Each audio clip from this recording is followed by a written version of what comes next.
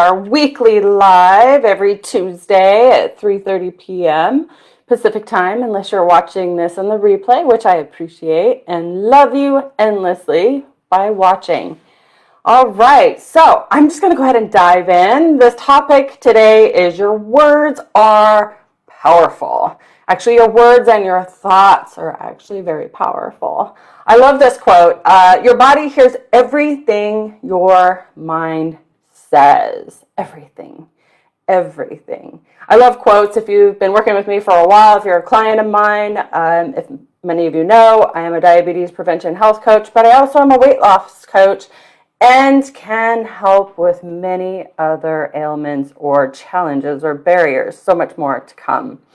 Anyways, so I love quotes. I love things that, or sentences that sum up or summarize a thought or a process or a thing or something, a stumbling block that we might be having. But again, if you worked with me in the past or present or current, you know I love quotes. So your words are powerful, your thoughts are powerful. So I want to start off by giving you an example. Saying something like, my headache that keeps coming back every week. So I want to focus on the word my or mine. This one word is extremely powerful.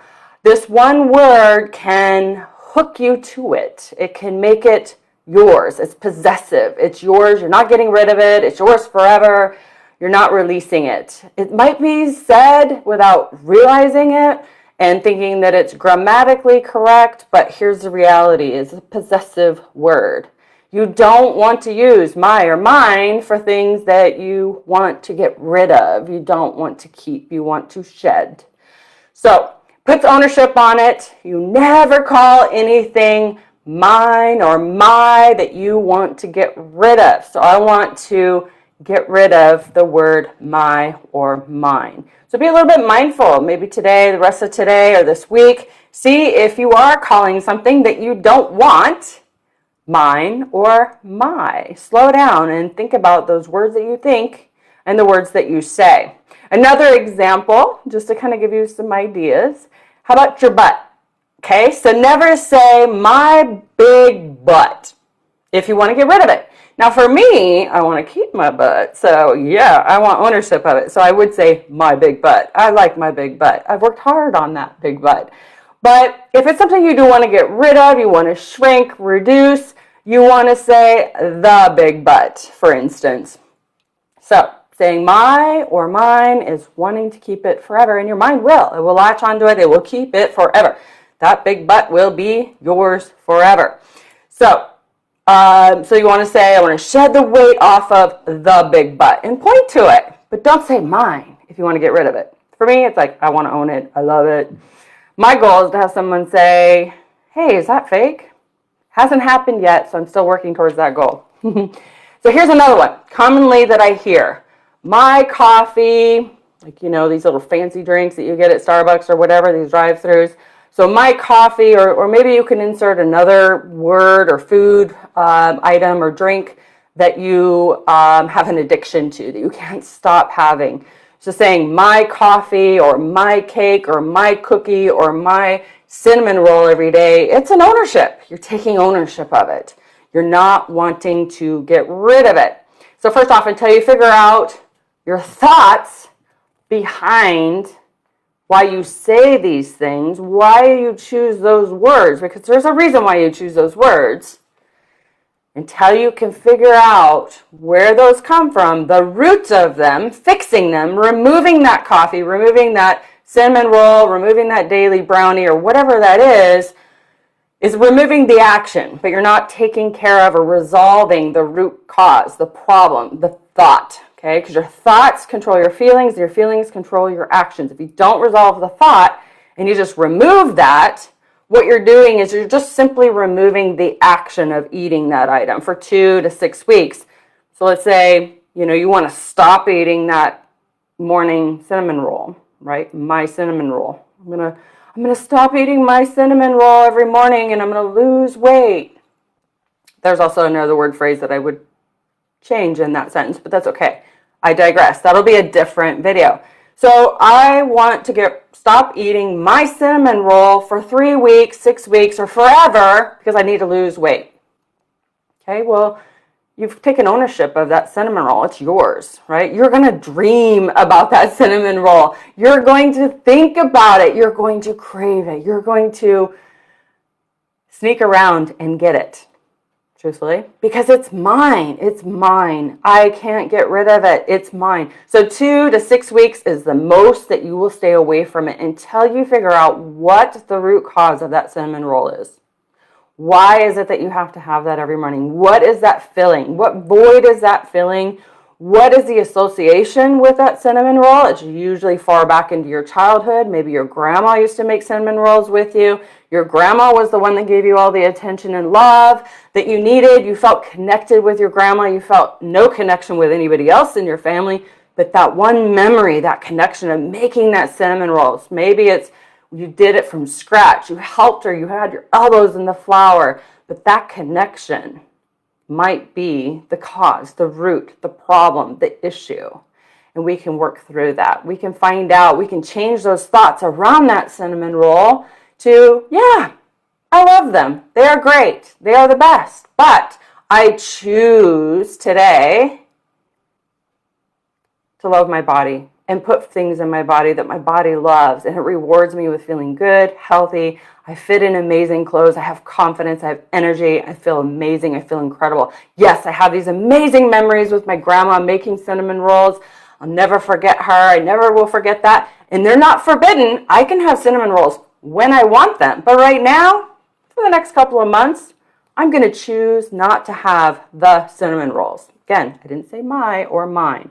So be wary of what words you're using, what phrases you're saying, and it will impact that craving, that desire, that ravenous, I must have that type thing. So your thoughts, your feelings, your actions are all interconnected. You've got to get to the root of that thought. Fix the thought, figure out where that's coming from, resolve that first. So it's the coffee addiction or the food addiction. I'm trying to read my notes here. I can't even read my own handwriting. So don't take ownership. Don't take ownership of these things. The cinnamon roll, the coffee, unless you don't want to get rid of it. If you want to keep it forever, then call it mine all you want. But your mind cannot hold on to conflicting beliefs. So again, keeping those things detached from you, they're just a thing. They're not something that mine or I must have or you must have ownership of. So detaching it. You can't have a conflicting belief that says, I love my cake, but I'm going to deprive myself of this cake forever. I'm never going to have it again. You can't have these two beliefs in your mind, because your emotions will take over and it will drive you. You will actually get in the car at 2 o'clock in the morning and go to the store and get cake at 2 o'clock in the morning because you have these conflicting beliefs. You've got to repair those thoughts and those words that you're saying about the cake or the cinnamon roll or that fancy coffee drink. You've got to repair that. You've got to figure out where these word phrases are coming from and disassociate with them. But depriving yourself for weeks, maybe months, saying that, what ends up happening is if you still have that ownership of it, you're going to binge on it. You're going to binge awful on it. It's going to haunt you. It's going to be something that you think about probably endlessly. So we got to repair that. I can help you with that. No obsessions, no cravings. We can repair that. We can have a new thought process, a new mindset, a new way of thinking, a new way of believing, and you'll get success. So feeling indifferent about that food, will disassociate with it. Yeah, you can say, I love the cake. I love it, but I'm choosing to love my body. I'm choosing to put high quality food into my body. I'm choosing to feel amazing. I'm choosing to feel incredible. I'm choosing to be healthy. I'm choosing to have a high quality immune system to fight off anything that may come into my way, colds, flus, COVID, whatever. But I really care about my body and what I put in it. So these are all kind of like the word phrases that we would work around. Probably a little bit more unique with you, but remembering that sugar doesn't do the body good. In fact, if you cut sugar completely out of your diet, you can live an additional 16 years longer. Truth. That be the truth. So I want to kind of go back to the my or mine. I want to give you another example that might give you the aha moment. Up until this point, you still might be fighting me, resisting my concept on this, but let's spin it up a little bit differently. So another example would be saying, I love my husband or my wife, right? That's ownership. You don't want to get rid of them. You want to keep them. You want them to be there forever. You want to make memories. You want to have experiences. You want to share life together. That's ownership. That's saying mine, my, right? Well, what if you introduced your spouse to someone you met, maybe your new boss, and you go, oh, here is the husband or here is the wife. How would they feel? They would feel like there's no connection. They would feel disassociated. They would feel terrible, and you probably will get in trouble that night.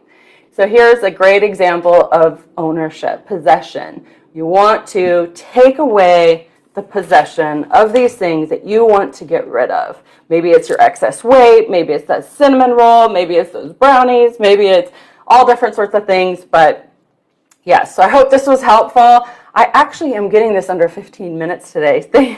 Hi, Daniel. Nice to see you. Hi, Michael. Oh, cool. We got a lot of people. Hi, Patrick. Hi, Rich. See, I had it all covered up because I was like, I just didn't want that distraction. So good. Thank you guys for tuning in. Hi, buddy. Hi, Andrew. Hi, Robert. Hi, Henry. Geez, I didn't know you even were on Facebook. Hi, Amanda. Hi, Anna. You guys are amazing. Thank you for your support. Feel free to comment, like, tag me on anything. You can't share this video because it is locked inside of this group. I will post it on YouTube if you want to share it with somebody from there. But thank you again for your support, and stop calling things you want to get rid of mine or my. All right, that's my message this week. You have an amazing week. I will see you next week. Bye.